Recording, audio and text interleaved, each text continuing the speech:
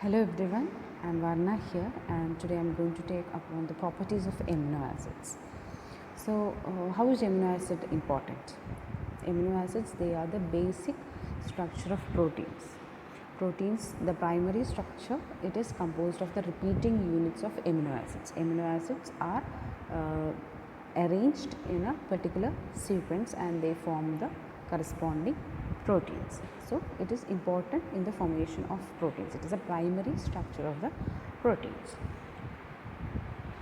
So, proteins are chains of amino acids. They form polymer, that is a molecule which is composing of repeating units. Here, in case of proteins, it is repeating units of amino acids. Let's move on to the composition of amino acids. These amino acids, it has the basic structure with the side chain. The side chains, they varies for each 20 amino acids is having different side chains represented as R. It has side chains.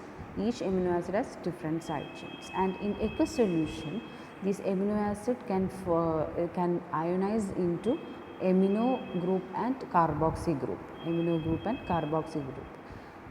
And they exist as Zwitter ions. In aqueous solution, the amino acids can ionize into amino group and carboxy group and they form the Zwitter ionic form. Next, moving on to the numbering of amino acids, how amino acids are numbered. That which is containing the carboxy, the carbon atom which is containing the carboxy or the amino group is named as alpha. Is numbered as alpha. Then comes the beta, gamma, delta, etc. So here we have taken lysine as an example, and it is having alpha carboxy group that is attached to the alpha carbon atom. It also contains alpha amino group. So first carbon atom is numbered as alpha carbon, that which is containing the carboxy group. Then next after alpha comes the beta, gamma, delta, etc. Next, moving on to the physical properties of amino acids. In physical properties, the first one, most of them have taste and they are sweet in nature. Most of them are sweet in taste. Leucine is tasteless, arginine is bitter, sodium glutamate is used as a flavoring agent, and aspartame is an artificial sweetener. It is used as an artificial sweetener. Then next physical property, they exist as ampholites or zwitterions. They can exist as ampholites or zwitterions. Zwitterions, that is amino and carboxy group in aqueous solution. Ampholite we learn. Then cations, they form cations in acidic medium and anions in alkaline medium. They can exist as cations in acidic medium and anions in alkaline medium.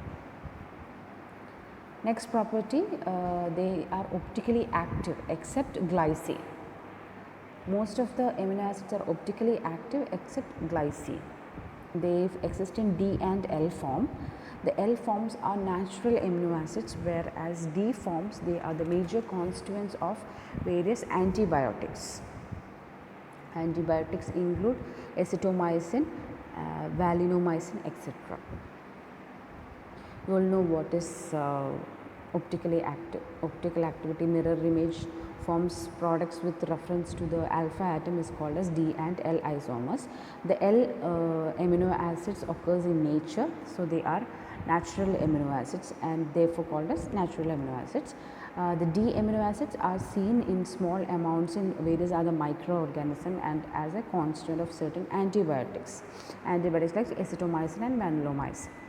Then next property is they are mostly soluble in water and insoluble in organic solvents, and they have very high melting points. The melting point of amino acid is very high. Next, let's see the amphoteric nature and isoelectric pH. What is amphoteric nature and isoelectric pH of amino acids?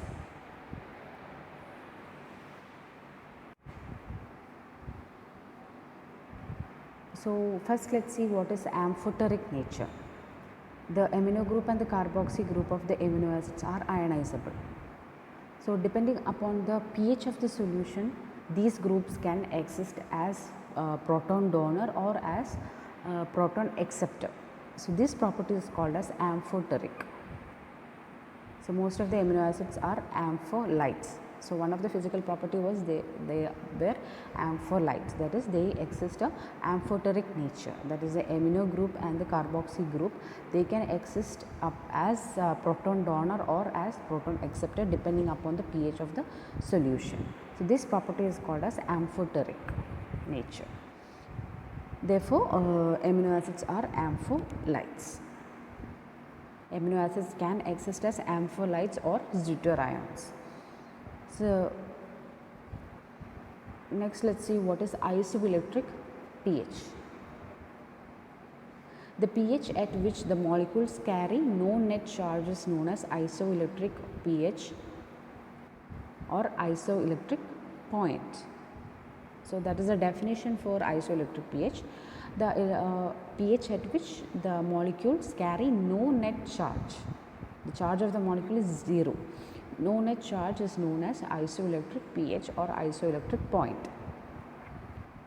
At a specific pH, the amino acids carries both the charges in equal numbers and exist as dipolar or deuterions. The isoelectric point of an amino acid or a peptide is the pH at which the charge of the molecule is 0. There is no net charge. In acidic solutions, they are cationic in form, and in alkaline medium, they behave as anions, amino acids. In acidic solution, they are cationic in form, and in alkaline solution, they are anions. At isoelectric pH, there is no mobility in the electric field, and there is minimum solubility and minimum buffering capacity. So that is a property of amino acid in isoelectric pH. There is no net charge and no mobility, minimum solubility and minimum buffering capacity.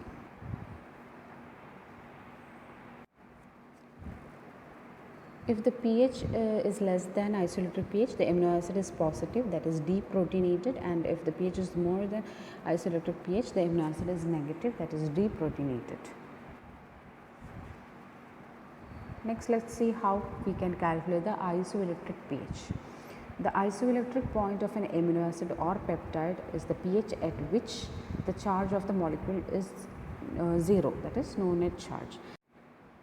It can be calculated, this isoelectric pH can be calculated simply as the arithmetic mean of the two pKa's corresponding to the transition generating the cationic and the anionic forms. So it is just the mean of the two pKa's, pK1 and pKn2, the average. Here let's take an example of glycine. Glycine in its cationic and anionic forms, and you can see the pK values, cationic and anionic forms, glycine, and here is a pK1 which is corresponding to 2.34 and pK2 that is 9.60. And from the graph it is evident that the buffering action is minimum around the isoelectric pH. Isoelectric pH is the average of pK1 and pK2, that is 2.34 and 9.60. It is coming around 5.97. At isoelectric pH, the buffering action is very minimal, and it is maximum around pK1 and pK2. In and around pK1 and pK2, the buffering action is maximum and minimum around isoelectric pH. In case of amino acids having more than two ionizable group, correspondingly there will be more pK values.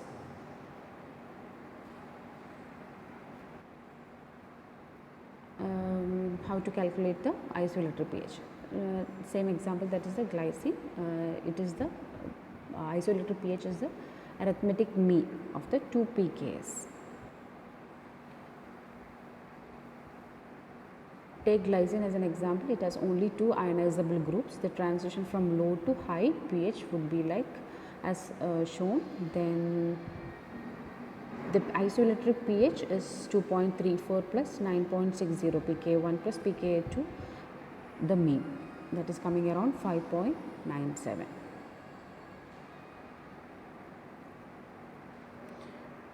Moving on to the next property, that is isomerism.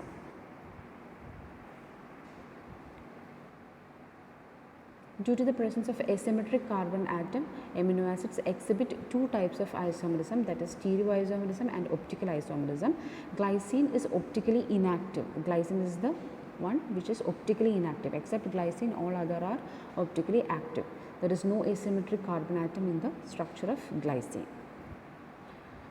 Let's see what is stereoisomerism. All amino acids except glycine exist in D and L form. The D amino acids, the NH2 group is on the right hand, and in L amino acids the NH2 group is on the left hand side. They are natural proteins which contains L amino acids, and certain D amino acids are seen in bacteria.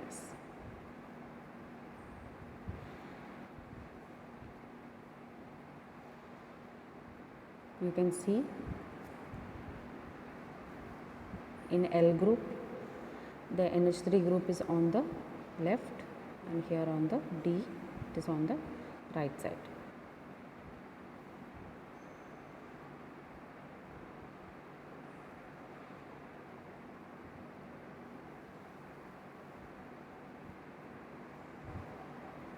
Moving on to the next property, that is optical activity. Amino acids have asymmetric carbon atoms which exhibit optical activity. Glycine has no asymmetric carbon atom, and therefore it is optically inactive. No optical activity for glycine. Mirror images produced with reference to the alpha carbon atoms, they form the D and L forms. Next, what is optical isomerism? Optical activity depends upon the pH and the side chains. All amino acids exhibit optical activities except glycine and rotate the plane of plane polarized light and exist as dextro or levorotatory isomers. Isomerism, that which exists as dextro and levorotatory, which can rotate the plane polarized light. Next, moving on to the chemical properties. The chemical properties of amino acids is due to the presence of COH group, and also due to the amino group, and also due to the side chains. The first reaction, chemical reaction of amino acids due to carboxy group. Let's see the chemical reactions due to the carboxy group. That is called as decarboxylation reaction. The amino acids will undergo alpha decarboxylation to form corresponding amine. Thus, important amines are produced from amino acids. From histine, it is producing histamine and carbon dioxide. From tyrosine, tyramine is being produced. Then tryptamine is produced, and glutamic acid, GABA, is being produced. So, amino acid is undergoing alpha decarboxylation. Carbon dioxide is being removed to form the corresponding amines. So, they are forming corresponding amines by decarboxylation, and thus important amines are synthesized from amino acids. Histidine producing histamine. What is histamine? It is responsible for the allergic reactions. Then tyramine, tryptamine and GABA neurotransmitter. So, all these have been produced by the decarboxylation reaction of the amino acids, and they are forming the corresponding amines.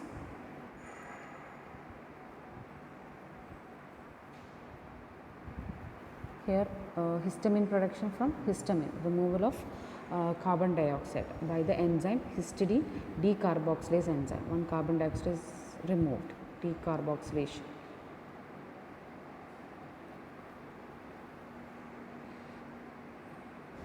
Next is amide formation. The carboxy group of the dicarboxylic acid, other than the alpha carboxy group, plus is combining with the amino group and forming amides. The COH group of the dicarboxylic acid will combine with ammonia to form corresponding amide. For example, when we see aspartic acid with ammonia, it is forming aspargine, and glutamic acid is forming glutamin. So they are forming the corresponding amides. Aspartic acid, asparagine, and glutamic acid is forming glutamin. So carboxy group plus ammonia combining to form corresponding amides. They are the components of the protein structure. Amide groups of glutamin is required for purine synthesis. Most of the amides are components of the protein structure. The amide group of the glutamin serves as a source of nitrogen for nucleotide synthesis. So they are helping in purine synthesis. Amide group of glutamin as a source of nitrogen in nucleotide synthesis, helping in purine synthesis.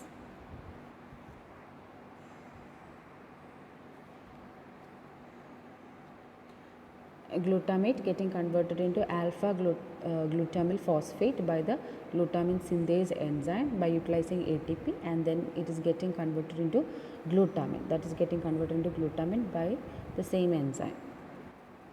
Here you can see the ammonia group being added.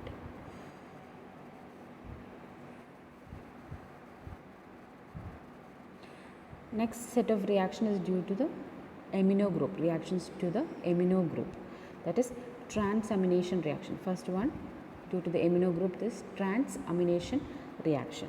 The alpha amino group of amino acids can be transferred to the alpha keto acid to form corresponding new amino acids and new alpha keto acids. This is an important reaction in the body for interconversion of amino acids and for synthesis of non-essential amino acids. So there is interconversion of amino acids and for the synthesis of non-essential amino acids. So here there is the alpha amino group.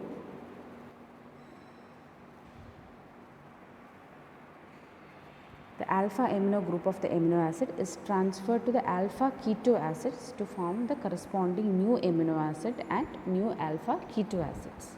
And this transamination reaction is important for the interconversion of amino acids for the synthesis of non-essential amino acids. Next set of reaction is oxidative deamination. The alpha amino group is removed from amino acids to form corresponding keto acid and ammonia. In the body, glutamic acid is the most common amino acids to undergo oxidative deamination. Most of the amino acids transfer their amino group to alpha keto glutaric acid to form glutamic acid. Glutamic acid undergoes oxidative deamination to release ammonia. The two reactions is metabolically coupled and often called as transdeamination. After transamination, next set of reaction is oxidative deamination. The alpha amino group is removed from the amino acid and it is forming the corresponding keto acid and the ammonia. For example, when we take glutamate, it is getting converted into alpha ketoglutarate and ammonia. That is, the ammonia group is being removed and it is forming the corresponding keto acid and ammonia.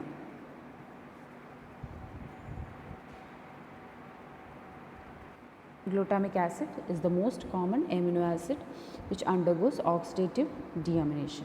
So, most of the amino acid transfer their amino group to the alpha ketoglutarate acid to form glutamic acid. And this glutamic acid can undergo oxidative deamination to release ammonia. And these two reactions, when they are coupled, it is called as transdeamination.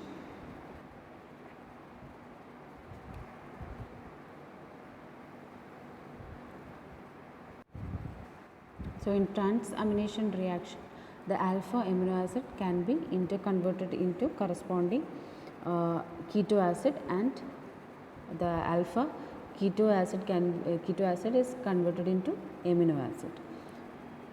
Alpha amino group of amino acid can be transferred to alpha keto acid, alpha amino acid to alpha keto acid, and to form corresponding new amino acid and new alpha keto acid. Example with alpha ketoglutarate getting converted into glutamate. It is occurring only in the liver as the enzyme glutamate dehydrogenase is present only in the liver. Alpha Kg getting converted into glutamate by glutamate dehydrogenase. Ammonia group is being added.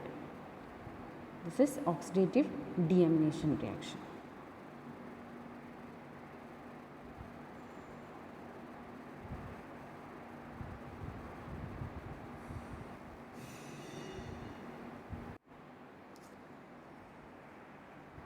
Next general reaction is formation of carbamino compounds.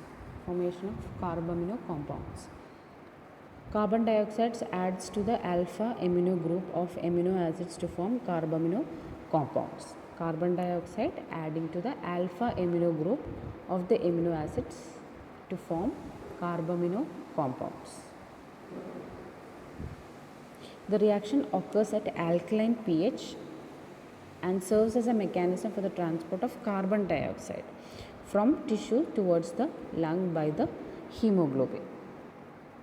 So, carbamino compounds are formed when carbon dioxide and alpha amino group of the amino acid is when they are combined. So, it is helping in the transport of carbon dioxide from the tissue towards the lung. Who is it transporting? That is our hemoglobin. Hemoglobin plus hemoglobin with the amino group. When it is combining with the carbon dioxide, it is forming carbamino hemoglobin. Hemoglobin is forming carbamino hemoglobin. It is responsible for the transport of carbon dioxide from tissue towards the lungs. Next set of reaction due to the side chains. Reactions due to the side chains. Transmethylation reaction. First one, transmethylation reaction. The methyl group of methionine after activation may be transferred to an acceptor which becomes methylated. Methionine plus an acceptor is forming homocysteine plus an methylated acceptor. Methyl group of amino acid is transferred to an acceptor. So, there will be an acceptor and the methyl group of the amino acid is getting transferred to that acceptor and they becomes methylated. Methionine, example methionine with an acceptor is forming homocysteine and the methyl group is being transferred. So, it is forming the methylated acceptor.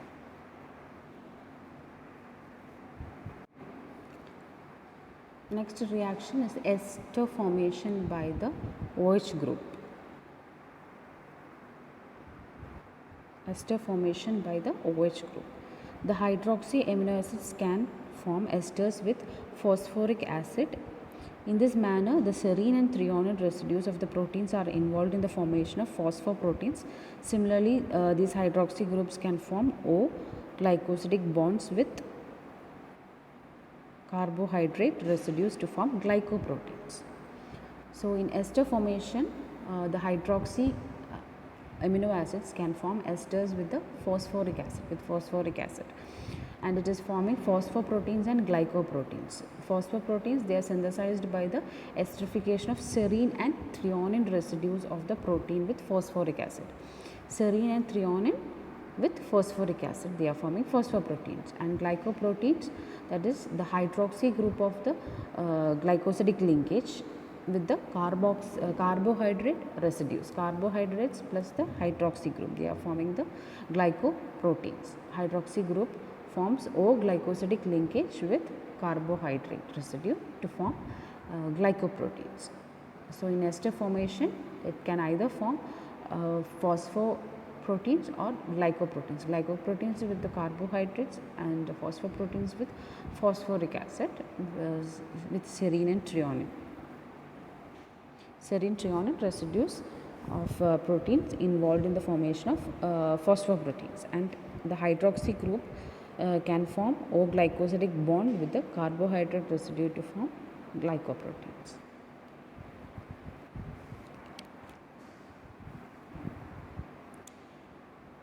Next one is a reaction of amide group. The amide group of glutamine and asparagine can form N-glycosidic bond with carbohydrate residues to form glycoproteins. The amide group of glutamine and asparagine can form N-glycosidic bond with carbohydrate residues to form glycoproteins. Glutamate and asparagine, the amide group contained in the glutamine and asparagine is forming glycosidic bond and with the carbohydrate residue to form glycoproteins. So, there is reaction with the amide group. Next reaction is reaction of SH group, SH containing group. Cysteine has SH group and can form disulfide bond with another cysteine to form cysteine or dicysteine. So, cysteine, two cysteines, they are combining to form dicysteine or cysteine by the reaction of SH group. SH group in the cysteines, they are forming disulfide bond, SS bond. So, two cysteines are getting combined. Cysteine is forming dicysteine by the disulfide bond from the SH group present in the cysteine.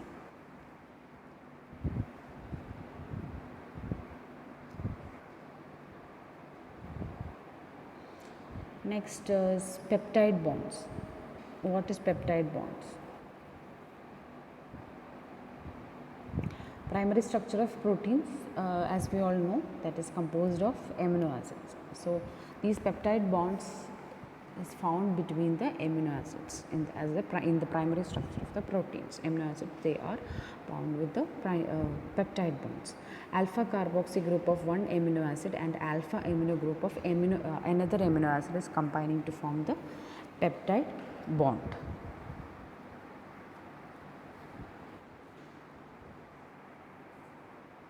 So, here you can see two amino acids. The carboxy group of one amino acid is attached, is bonding with the amino group of another one, and it is forming the peptide bond. Two amino acids are combined with peptide bond. Carboxy group of the first amino acid is combined to the amino group of the alpha amino group of the other amino acid, and it is forming a peptide bond.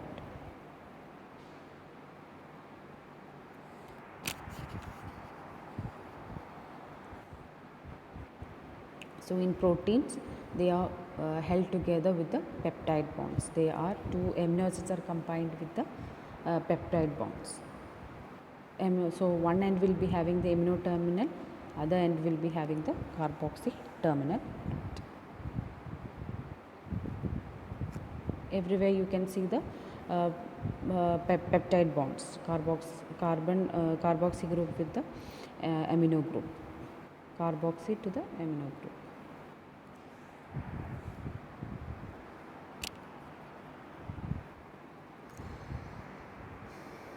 Next, the color reactions of amino acids. So, when we are doing the reactions of proteins, we are performing in laboratory when we are testing certain proteins or the amino acids, we are performing various color reactions. So, with the addition of various reagents, it will be producing a colored solution. For example, in biuret reactions, biuret is done for tripeptides, then ninhydrin reaction that is done to find out the presence of alpha amino acids, then xanthopyrutic reaction for aromatic amino acids, then Millin's test is there for phenol and tyrosine, then aldehyde test is for indole and tryptophan, sulfur test is there for sulfur containing amino acid, then Sakuji test for arginine and guanidine, then Pauli's test for imidazole and histidine group. So, these are the list of the color reactions which we are performing to identify the amino acids. So, if we perform all these reactions, we can get the corresponding amino acid which is present. If it is positive, this biuret test, if it is positive, biuret test is with the biuret reagents. So each test is with the corresponding reagents. If we perform and we get the colored solution, correct color corresponding, it shows the presence of the respective amino acid present. If biuret is positive, it shows the presence of tripeptide bond, all peptide. If there is more than 2 peptides bond, biuret will be positive. Then ninhydrin, if it is positive, it corresponds to the presence of alpha amino acids in that solution.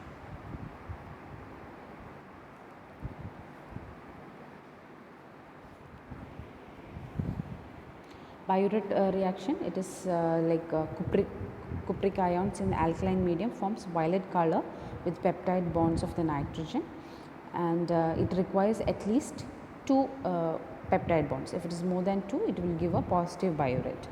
And so individual amino acids and dipeptides will not answer these tests. At least 2 peptide bonds should be there. And cupric ions in the this biuret reagent is containing cupric, is made up of cupric ions with alkaline medium, in alkaline medium, and it gives violet color. So violet color, if we are getting for biuret, it shows the presence of tripeptides, more than 2 peptide bond in that solution.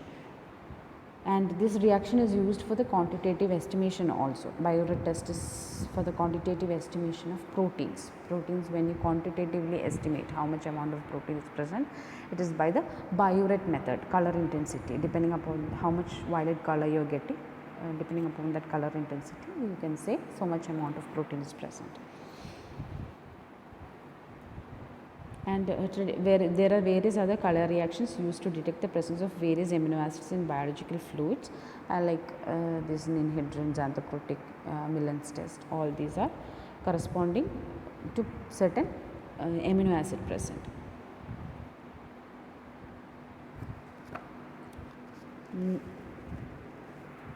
Next, moving on to the derived amino acids.